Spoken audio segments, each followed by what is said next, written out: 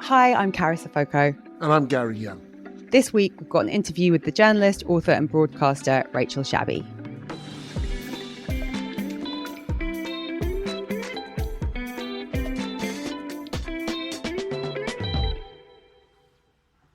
Gary, we did an interview, but we weren't both there. So it's just going to be me talking to Rachel. Then I'm going to be away for a couple of weeks on holiday. I won't be on the podcast, but before I went, recorded an interview with Rachel. What are you going to be talking to Rachel about? So I really wanted to interview her. She's written a great book called Off-White about anti-Semitism and Jewish experiences. So we're going to be talking about anti-Semitism and maybe baking. She's a keen baker. She is a keen baker. You know, Rachel is a friend of both myself and Carys. And myself and my daughter went to a Hanukkah party. And my daughter Zora got into quite a long chat with Rachel. And it emerged that she really loved red velvet cake. And Rachel was a red velvet maestro. And then Rachel, very lovingly and conscientiously, 6 weeks later, more or less, bought some red velvet cakes over for Zora's birthday. She baked herself? That she had baked herself. Good on you, Rachel. I mean, away from our friendship, Rachel is, to me, a very important voice because she never stops interrogating the challenges of being a minority, in this case, a Jew in this country, what it means, what you're facing, where your allies might be, who is trying to leverage your experience.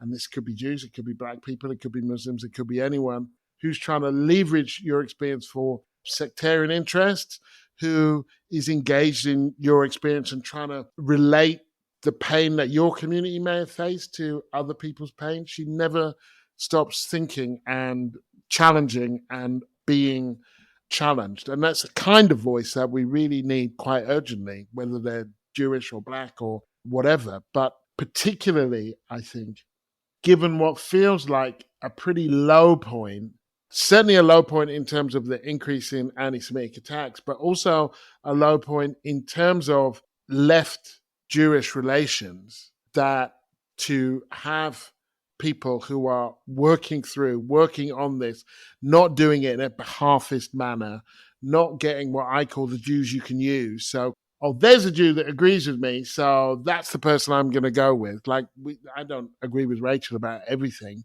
I don't feel the need to. I just feel the need to know that she, like me, is working towards a more equitable and decent system and loss of discrimination. That gives me a basis on which to have the conversation with her. So I'm jealous that you are going to be talking to her and that I can't. Yeah, so you're going to hear an interview with just Rachel and I, because Gary was not able to make it. I found the things that she's written and said on TV incredibly useful. So hopefully, listeners, you will also enjoy the conversation.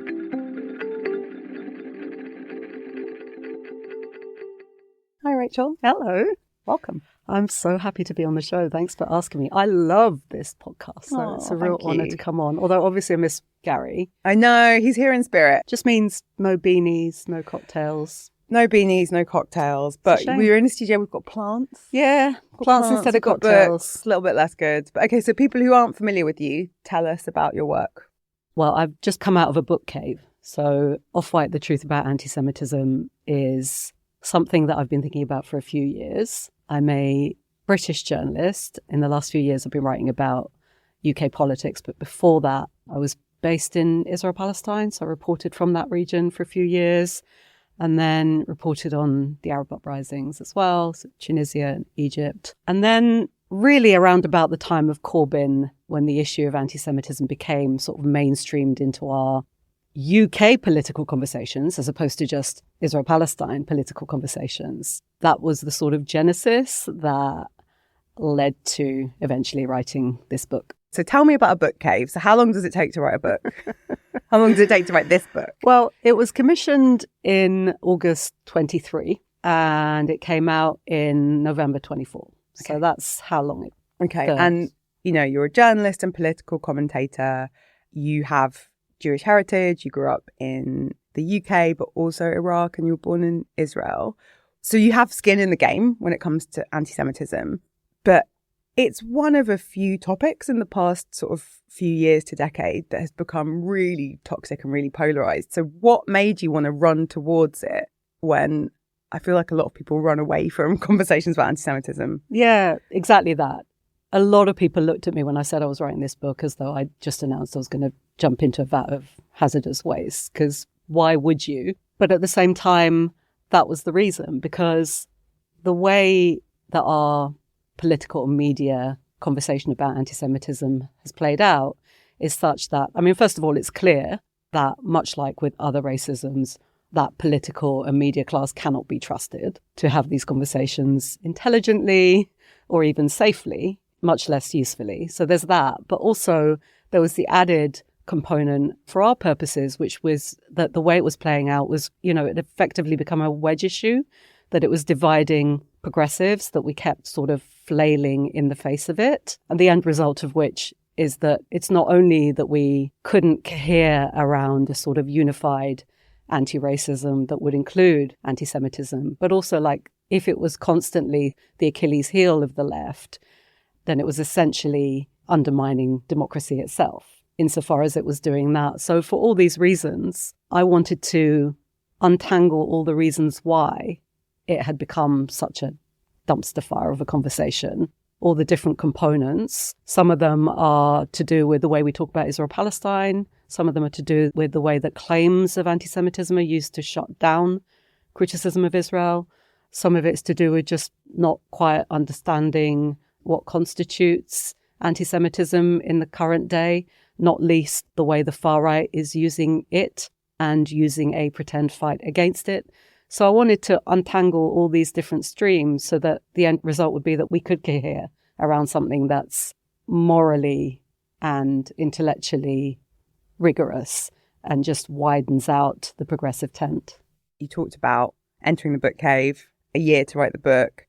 During that time when you're writing a book about anti-Semitism, October the 7th happens. What did you do? You're writing a book about anti-Semitism and this happens. Like, how did you incorporate it? Obviously, all the factors that were influencing the reason this conversation has become such a dumpster fire were all heightened and exaggerated. In many ways, it made this feel more timely and more urgent. I mean, October 7 was horrific. And at the same time, it's true that if you've been watching Israel-Palestine, as many experts have, they all would have said, look, this situation with Palestinians under occupation, under a system that major human rights organizations, including Israeli ones, have described as apartheid, with Gaza itself under siege, this situation is going to blow up in some way. We don't quite know how, but something terrible is going to happen. And so, lo and behold, something terrible happens. And I think it's just clear, if you're following that region, it was very clear that the response would be horrific, not just because those are the dynamics of the Israel-Palestine, I'm loath to call it conflict, but in the absence of another word, those are the dynamics that play out itself. But also at that particular time, in this particular moment, we've got an exceptionally far-right government in Israel. And so we're all now looking at a situation where it's an ongoing genocidal war that's happened, that it's really difficult to comprehend the enormity of it and the severity of it and just how much damage it's going to do for generations to come, not just for Palestinians, first and foremost, clearly also devastating for the wider region as well, and including Israeli Jews. So it's, and if not beyond the region itself. So I think I, like many, am finding it hard to process the enormity of that and that it happened at all. And at the same time, all the motifs, if you like, of the book, that anti-Semitism globally has spiraled in the last 15 months. Fake claims of anti-Semitism have been used in the last 15 months for anyone just crying out for the slaughter to stop in Gaza. And the far right has made political hay with the entire situation. So all of those themes that I was writing about in the book were becoming more and more salient while I was writing it. So you kind of leaned in rather than freaking out, which is probably what I would have done. I freaked out while leaning in. I did both. Well, I want to talk a little bit about the history portion of your book, because I really enjoyed the way you wove your life experience, your experience of growing up in the UK, your family's experience having Iraqi heritage, also looking at the origins of anti-Semitism and calling out Britain's involvement and complicity, but also this interesting tension where a lot of the anti-Semitism was manufactured by Europeans, even though a lot of the conversation we have about it now is in the context of the Middle East. I wonder if you could say a bit more about British anti-Semitism and European anti-Semitism. Yes, and thank you for saying that about those chapters. I love them. And the other thing to say is the book is very, it's really easy to read and there's the occasional joke. It might sound like a hard subject matter to have a couple of jokes about, but your sections about racist science are quite funny.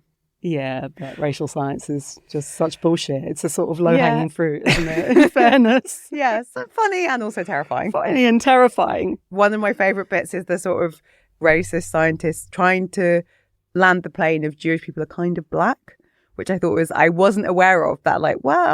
Jewish people are basically black, aren't they? Aren't they like the hair, the nose? And I was just like, wow, what an interesting, portion of academia. I mean, it's interesting you mentioned that because I feel like that whole bit where you've got these bullshit scientists, this essentially racial science, this category that for a couple of centuries post-Enlightenment was concerned with finding rational ways to be racist because it was in the period of rationality. So it's like, how can we rationally be racist? And so they come up with, all these ways of categorizing people, all of which are bullshit. Their primary concerns were black and Jewish people. And you're absolutely right that because Jewish people quite often are category errors in terms of not quite fitting on the color chart spectrum. Obviously, there are black Jews and Jews of color, but, there isn't one distinct category. And that confused the hell out of these bullshit scientists. And so, absolutely, they tried to find ways where people who showed up as white were really black. So it's like, wait a minute, you've got woolly matted hair or thick lips. Familiar? Anyone? Or that eternal playground joke, you smell, right? Yeah, I love, that's sort of the things that are really common just in any form of discrimination. I thought you put out really well in the book. And also you're pretty clear that there's one of the unique things about anti-Semitism is power. Yeah. Do you want to talk a bit about that for people who know what anti-Semitism is, but maybe don't fully understand the way it shows up? Yeah, definitely. And just to say that, with the era of racial scientists, what that tells us over and over again, the fact that they don't know where to put Jewish people, it tells us that the whole categories of race are bullshit, right? But this is where we fall into difficulties as progressives and anti-racists sometimes, is with the way anti-Semitism is showing up. Because it's not, by and large, we do not have entire structures of the state targeting us. I say by and large, there's caveats. Obviously, there are a lot of Jews of color and also people who are religious Jews or otherwise show up as Jewish might have something to say about that. But by and large, if we look at racism against black people having been invented in order to colonize and enslave, so it's all about subjugation, oppression, making people less than so that you can do all these horrendous things to them, right? With anti-Semitism, some of those horrendous things overlap and some of the characteristics by which people are demonized overlap, but it is essentially a conspiracy of power. So it's giving enough people within that Jewish group some status and some power in society so that they can be set up as a scapegoat and a punch bag when things go horribly wrong. It's essentially a misdirection so that those in power can deflect and say, hey, it's not us. It's those Jews over there. And so you talk a little bit about that sort of, I guess, throughout European history in different countries over different periods, this minority that is the convenient scapegoat and one that is thrown under the bus, and especially using the way that Jewish people are consistently thrown under the bus in European history, and a discrimination that is based on othering, but also power. So do you want to talk a bit about those examples and how do you think that shapes Jewish experience? What that means is that Jewish minorities can be the scapegoat for anything you want them to be. So one of the earliest iterations of this, and it carried on for centuries, was the Christian church in a way of bolstering its own power. And because Jewish people, by and large, were like, yeah, no thanks. Got our own Bible, we've got our own thing, we're fine. Christians at the time got a bit uppity about that. there was this whole process of demonizing Jewish people as supposed Christ killers. And because the church in the sort of medieval period and the Middle Ages had state power, that was structural in its discrimination. So Jews were demonized, persecuted, marginalized, and quite often there'd be instances of being accused of various things where there would be killings and pogroms. So that was the pattern that went on. And then further down the line, because anti-Semitism is so malleable as a conspiracy of power, you can be accused of anything. It's like Jews are responsible for capitalism. No, wait, they're responsible for communism. When you fast forward to periods where the US and the UK were passing anti-immigration laws, so the UK specifically did that because they did not want Jewish migrants coming in. And you can see that the language that they used around that of what they thought Jewish people were doing is pretty much word for word the same way that migrants from other parts of the world are described now. So, the structure, the mechanism is always the same. The racialized minority that gets hit by it is interchangeable over history. But I think the important thing for us as anti-racists is that what's consistent is that it's always Christian Europeans who are sifting people into these categories for the purposes of maintaining their own power. And they're doing it in different ways, at different times, but they're always the ones that are sitting at these sort of racism committees, deciding in which way to direct their racism. So I love the book. It does this sweep of history. It reminds us that anti-Semitism is by and large manufactured by Europeans to help them maintain their privilege. And then it goes through this really interesting period in the 20th century which also I think is part of the reason for the title of the book, where Jewish people suddenly get to become white or off-white or white-ish. And that idea of like, who is white and what is whiteness? Because as far as I can tell, it's a made-up construct, like everything in race. Like, I wonder if you could talk a bit about that. It's such an interesting, the idea of having been defined as an outsider, having your presence always be sort of conditional, or if things go wrong, we're going to blame it on you. And then in the 20th century, something happens and suddenly there's this idea of Judeo-Christianism and like that Jewish people are white and part of some bigger whole. It's an interesting one, isn't it? Ta-Nehisi Coates talks about the people who thought of themselves as white, which I think is like, basically it. Like you decided they were white. Yeah. You decide you're white. You decide for everyone else what they are. But I think it's that contingency speaks to something that I noticed a lot when I was interviewing for this book. So this whole process by which after the Second World War, after the Holocaust, Jewish people are by and large absorbed into whiteness, whereby they're afforded ways of integrating into society. This is particularly true when you look at the US, that are not available to other minorities, and then held up as a model minority of, look, the Jewish people did it, why can't you? That classic sort of divide and rule vibe.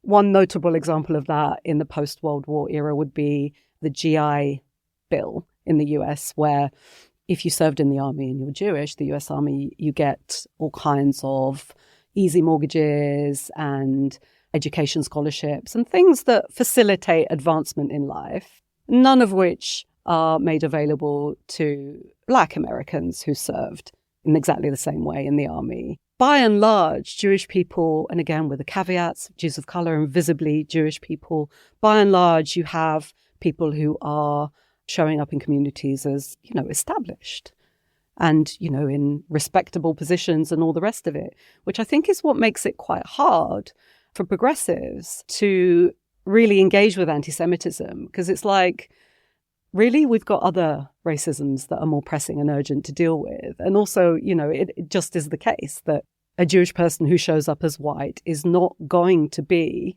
from the moment they leave their house, encountering the same sort of mechanisms of structural racism as Black and brown people might be doing, whether that's on an individual basis of encountering people's prejudices or whether it's in structures of education, housing, healthcare, policing, all the structures, right? It makes people kind of think, well, wait, aren't you guys basically white now?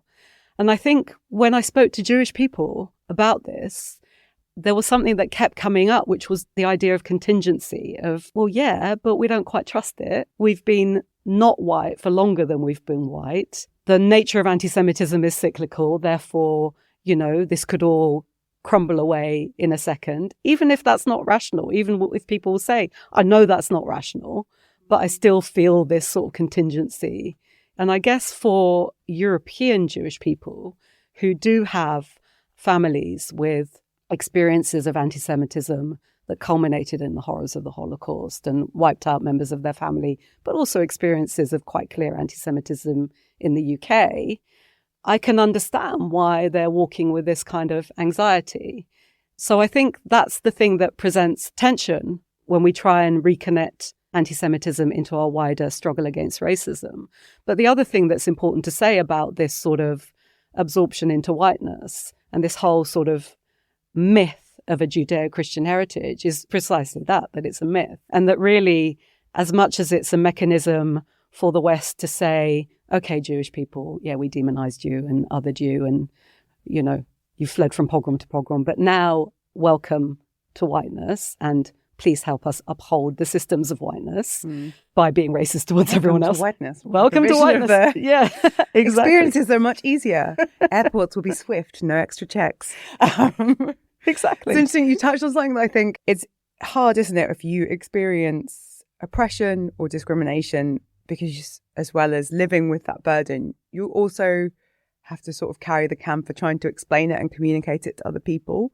And something that I think you said there that really resonates with me, but I think is also a real challenge around anti-Semitism or anti-Black racism, lots of forms of discrimination, is the emotional and psychological component. When you've been systematically mistreated, you know, it's like if you've been bullied for years or abused for years, then like you're going to flinch if someone comes near you because you're used to people. So I think there's something you captured there and in the book about, because this is all rooted in nonsense, right? Race is made up. It was manufactured to give some people more power. But the trauma is real, right? The experience of centuries or generations of your family being forced to move or being teased at school or picked on for the food you eat or the way you speak or how you look. You can't sort of undo that. And that response that, for me at least, can be almost like a trauma response to something. If when an incident involving racism or involving a Black person like happens in the news, it's quite an emotional response, isn't it? And then you're also at that time also being asked to explain to other people who don't have that identity. Imagine that's been the case for quite a lot for the last few years for you. How's that been? As you would know, it can get tiring and frustrating and it feels like a lot of work and it has an emotional fallout and all of those things. I think there's a component with it when it comes to this sort of idea of European Jewish people, or more widely, feeling traumatized by past experiences, where that is true on a personal level. And at the same time, we have an entire political system and the state of Israel manipulating that trauma and using it as justification for the most appalling treatment of Palestinians. And so it's very hard, our work, isn't it? Because we have to be able to analytically define what's happening with the way that that trauma has been politicized and used as a excuse for Israeli exceptionalism. But at the same time, that doesn't take away from the idea that the person experiencing that trauma is not experiencing it in a political way. And so I think for us progressives, the question is, what do we do with that? How do we separate out the two so that we don't let go of our analytical frame of the structures of oppression when it comes to Israel-Palestine, but we're still actually tending to what people are feeling in that moment? We don't have to agree with what it's being used for politically, but there is something missing there. Yeah, and I wonder if there's also something about people who haven't experienced that sort of systematic discrimination. If you aren't Jewish, you aren't Black, you aren't a Muslim, if you don't have that radar or sense of when your identity becomes weaponized and politicized. So suddenly, you know, too many of our communities experience that. Someone gets killed, the murderer is Black or a Muslim. Suddenly they represent our entire community. I wonder if also sometimes there's a set of people for whom, you know, their identity isn't as politicized. They get to be default or normal, and that maybe they haven't experienced that trauma response. So then it's difficult when a lot of the establishment, mainstream media, and maybe people who don't experience discrimination. They're like, well, what's going on and can't you explain it? I'm thinking of Zara Sultana's interview on Good Morning Britain, where she's being sort of pestered to like explain and define Islamophobia by two people who've probably experienced very little discrimination in their lives. I thought a lot of that for you when people were defending the cenotaph, protecting Jewish people, and everything that was happening in Israel and Palestine was sort of being pushed through a lens of anti-Semitism or Islamophobia. Is it partly that some people don't understand that trauma response? Is that one of the challenges, that there are a group of people who really can't relate to that feeling? I'm really glad you mentioned that interview with Zara Sultana, because I think a lot of people watching that would have just felt agonized. It was so painful to watch. I think it's true. I think, when we look at, particularly in the UK, so people are just generally low information about racism. We're all trying to learn more, and it's a lifelong journey. It probably is worth people who have not been a racialized minority engaging with the idea of, what is the origin story of anti-Semitism, guys? Like, where did the blood libel come from? Do you want to explain what the blood libel is for people who maybe don't know? So the blood libel is this idea, and it started in medieval UK, that Jewish people are killing mostly children ritualistically for the purposes of extracting their blood for ritualistic religious purposes. Right. Which obviously it's outlandish and nonsense, but even on the level of, okay, but blood's not kosher, right? So why would Jews do that? Why the hell would Jews do that? It's like, fact check. Yeah. Okay. Sorry. It's not funny. We shouldn't be laughing. It's a very serious issue. See how you end up like in these positions. Yeah. So I just feel like it's worth engaging with. Quite often, I think the left or progressives have tools available with which to analyze and interpret anti-Semitism and its functions in this moment. That's just not using.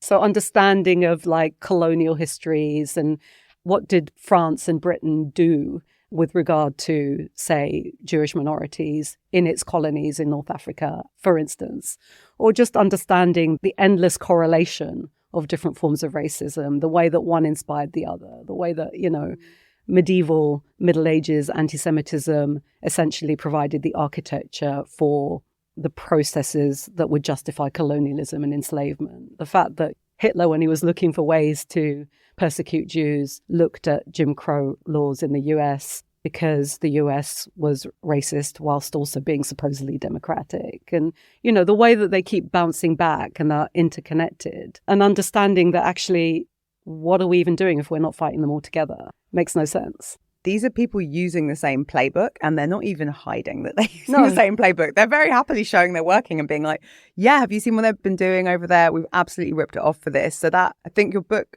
nails that by giving it to people in a historical context, that idea of all of these tools are being used by the same bad actors to keep us polarized and to sort of keep us apart. And I think it also hits on this other thing that I would assume a lot of people listening feel, which is that we get into this false binary where it's not possible to believe that a genocide is being committed in Gaza and also to care that attacks on synagogues are on the rise in so many countries.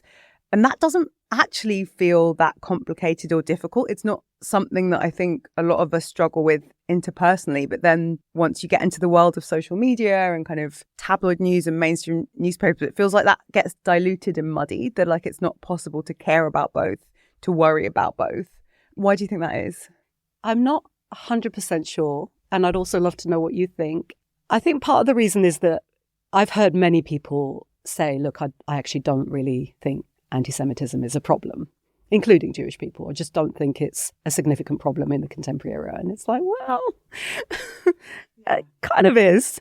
Not even kind of. It really is. You should be paying more attention, right? Let's be blunt. But I think the other factor is that we have a situation, and we've seen it in the past 15 months, but actually it's been going on for decades, where fake claims of anti-Semitism are used by Israel, by right-wing supporters of Israel, to shut down any kind of conversation that wants to speak up for Palestinian rights, and particularly in this moment of genocidal war.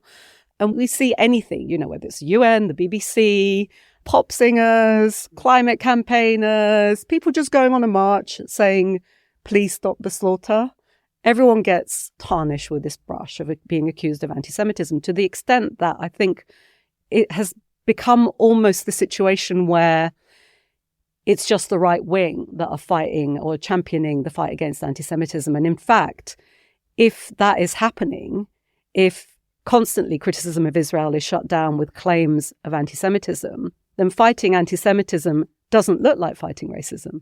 It looks like enabling racism against Palestinians by giving cover for Israel. And so we get into this sort of zero-sum economy, or the perception of one, where we can't actually be caring about anti-Semitism because that is in some way to be feeding right-wing narratives about Israel, which is horrendous. It's a horrendous situation for progressive anti-racists to end up in. And it's why I think, we really need to reclaim that space. Like, we can't have the far right performatively claiming to be caring about Jewish people and us going, well, okay then, job done. Those are the periods when you do feel like you're in a bit of a fever dream, when you're like, especially when it's not even that the anti-Semitism of the far right isn't even that concealed. I'm thinking about like the Charlottesville marches. I mean, it's a smart bit of political jiu-jitsu to create a situation where people, including myself, feel nervous to talk about an issue for fear of being like pointed at and told like, well, you're an anti-Semite. Yeah. So suddenly, can I talk about this? Yeah. I feel really cautious. And then people who are benefiting from and perpetuating anti-Semitism are suddenly the defenders of it. And I think we can point to a few situations where similar things are being done in political discourse. And so I guess for me, the call to action is to lean into this discomfort and take the risk, especially, if you aren't Palestinian, if you aren't someone who is living in Israel, if you don't have skin in the game and you haven't got rockets falling on you, to not be afraid of the discomfort and to be willing to make mistakes and to say something that might be a bit off. Almost that is the antidote to like the toxic culture that's been created. Like, they're making there be penalties for you to talk about this, for you to engage in this, because it's through engaging and understanding and talking that we're actually going to tackle anti-Semitism and all forms of racism.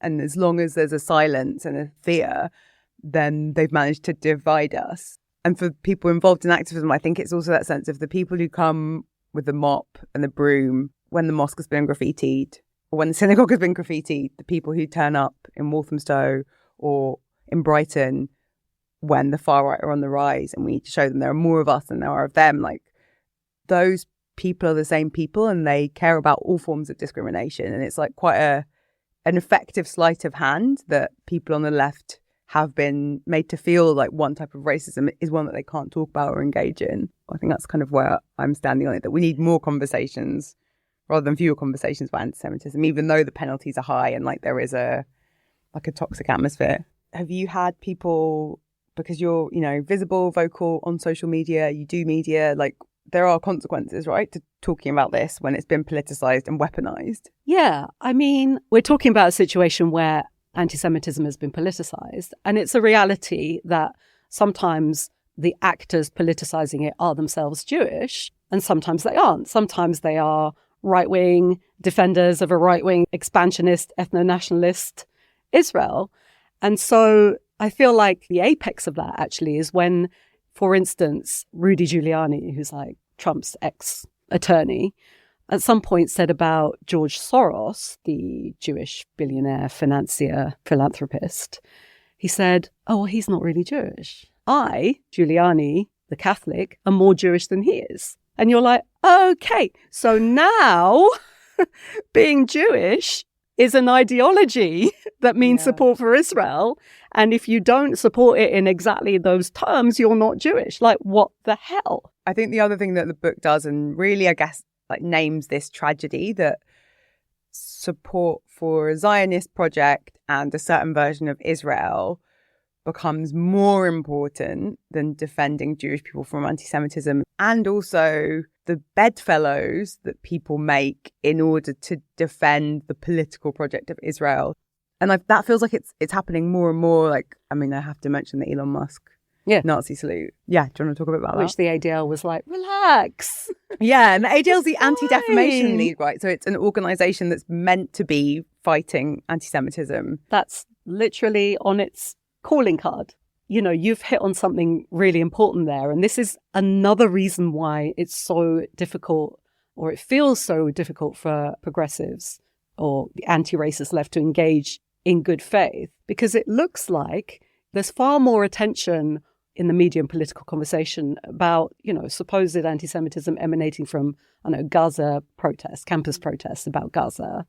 And it gives the right a free pass. And there's just this rampant hypocrisy about the fact that it seems you can be as anti-Semitic as you like, as long as you're pro-Israel. And the far right have just landed on this perfect formula of we're just going to champion Israel, the ethno-nationalist state. Why wouldn't the ethno-nationalist far right champion that? And we're going to be performatively claiming to be defending Jews, because that's what the far right does, right? Defends people. It's an incredible card that they've played there, because by performing this care about anti-Semitism, they have managed to rehabilitate their political fortunes. Thereby, they get to inject into the political mainstream their main current preoccupation and ideology, which is anti-Muslim, anti-migrant. And it's oh, wow.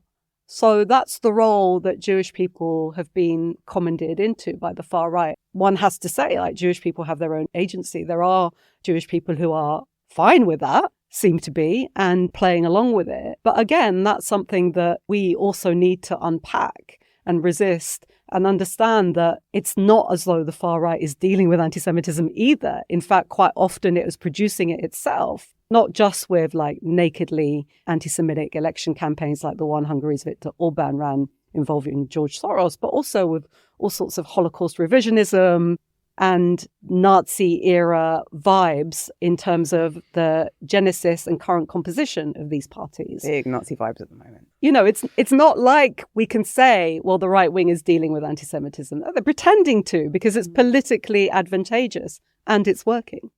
I'm going to end on a high note, but I have one more question before we get out of the depressive. Give me the high note. Baking related. Baking.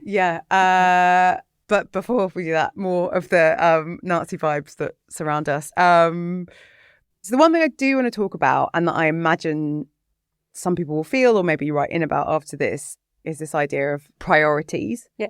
And anti-Semitism is real, but how can you talk about it when what's happening in Gaza is happening? Yeah. Or how does that feel as a Jewish person and someone who's on the left and someone who is really active on the issue of Palestine, has written about it, lived in the region? How do you receive that? And what would you say to someone who's oh, well, this isn't top priority? I'll tell you what I would say as well, but love to know what you would say.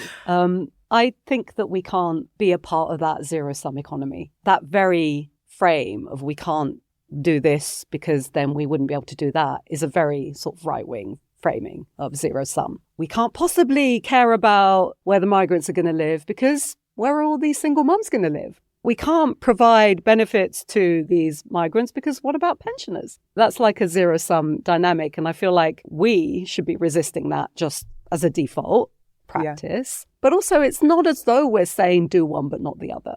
And the reality is that we're going to have to be doing these things on multiple tracks. It's going to be this and this and this and this, and it doesn't mean that we stop doing the other thing or that we're stopping other people from doing the other thing. It's okay for one group to be involved in one aspect and another group to be involved in another aspect, but for us all to be in the same political camp. And I feel like not just on this issue, but actually more generally, that's something that we're not really engaging with. Yeah, I think there are two things happening. I think one of the ways that we bog down and slow down and complicate political conversations that are really important is by creating this idea that in order to have permission to speak, you have to sort of reel off a list of things. So in order to speak about Palestine, you have to denounce October the 7th, or in order to talk about anti-Semitism, you have to say babies are dying in Gaza. And it's there's this list. Everything is bad faith and people are waiting to trip you up and you have to say 100 things before you can say the thing that you want to say. And then, I think the other thing is most of us live with and juggle complexity in our identities and our political lives.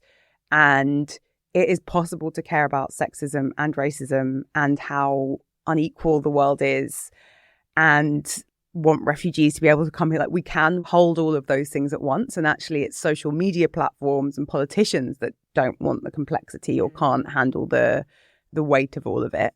You know, we can have these conversations without having to establish our legitimacy. And something I noticed and just found really heartbreaking and awful during the anti-Semitism scandals under Corbyn and over the last few years, this idea of Jewish people kind of having to establish what sort of Jewish person they are.